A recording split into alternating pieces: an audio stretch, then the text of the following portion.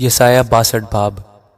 Seven کی خاطر میں چپ نہ رہوں گا اور یروشلم کی خاطر میں دم نہ لوں گا، جب تک کہ اس کی صداقت نور کی مانند نہ چمکے اور اس کی نجات روشن چراغ کی طرح جلواگر نہ ہو۔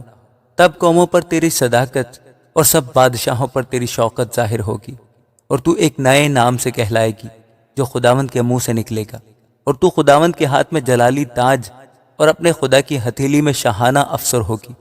تو آگے کو متروکہ نہ کہلائے گی، اور تیرے ملک کا نام پھر کبھی خرابہ نہ ہوگا، بلکہ تو پیاری اور تیری سرزمین سہاگن کہلائے گی، کیونکہ خداوند تجھ سے خوش ہے، اور تیری زمین خاوند والی ہوگی۔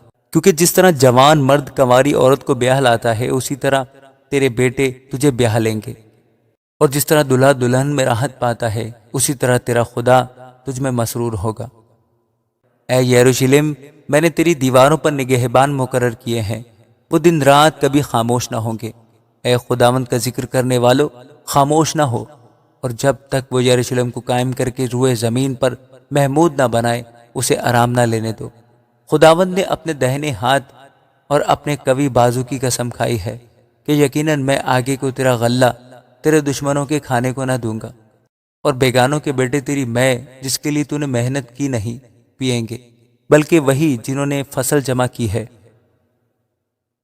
اس میں سے کھائیں گے اور خداوند کی حمد کریں گے، اور وہ جو ذخیرہ میں لائے ہیں اسے میرے مقدس کی بارگاہوں میں پئیں گے۔ گزر جاؤ، پھاٹکوں میں سے گزر جاؤ، لوگوں کے لیے راہ درست کرو، اور شاہراہ اونچی اور بلند کرو، پتھر چن کر صاف کر دو، لوگوں کے لیے جھنڈا کھڑا کرو۔ دیکھ، خداوند نے انتہائی زمین تک اعلان کر دیا ہے۔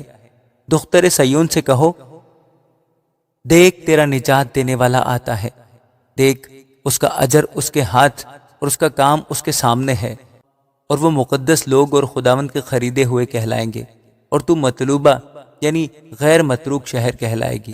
آمین۔